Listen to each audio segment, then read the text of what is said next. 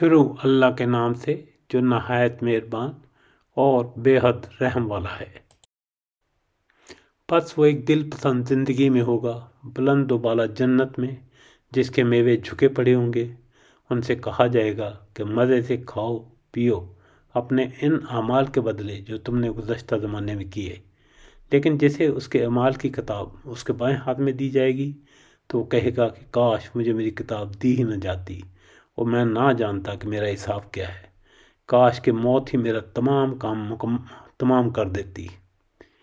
میرے مال نے بھی مجھے کچھ نفع نہ دیا، میرا غلبہ بھی مجھ سے جاتا رہا۔ حکم ہوگا اسے پکڑ لو، اسے طوق پہنا دو، پھر اسے دوزخ میں ڈال دو اور اسے ایسی زنجیر میں جس کی پیمائش 70 ہاتھ کی ہے جکڑ دو۔ بے شک یہ اللہ عظمت والے پر ایمان نہ رکھتا تھا اور مسکین کے کھلانے پر رغبت نہ دلاتا تھا۔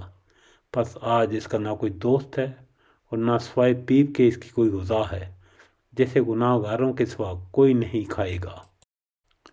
پس مجھے قسم ہے ان چیزوں کی جنہیں تم دیکھتے ہو اور ان چیزوں کی جنہیں تم نہیں دیکھتے۔ بے شک یہ قرآن بزرگ رسول کا قول ہے، یہ کسی شاعر کا قول نہیں۔ افسوس تمہیں بہت کم یقین ہے اور نہ کسی کاہن کا قول ہے، تم بہت کم نصیحت لے رہے ہو۔ یہ تو رب العالمین کا اتارا ہوا ہے، اور اگر یہ ہم پر کوئی بھی بات بنا لیتا تو البتہ ہم اس کا داہنا ہاتھ پکڑ لیتے، پھر اس کی شاہ کاٹ دیتے، پھر تم میں سے کوئی بھی مجھے اس سے روکنے والا نہ ہوتا۔ یقیناً یہ قرآن پرہیزگاروں کے لیے نصیحت ہے۔ ہمیں پوری طرح معلوم ہے کہ تم میں سے بعض اس کے جھٹلانے والے ہیں۔ بے شک یہ جھٹلانا کافروں پر حسرت ہے، اور بے شک کا شبہ یہ یقینی حق ہے۔ پس تو اپنے رب عظیم کی پاکی بیان کر۔ بسم اللہ والآخر، شکر الحمدللہ رب العالمین۔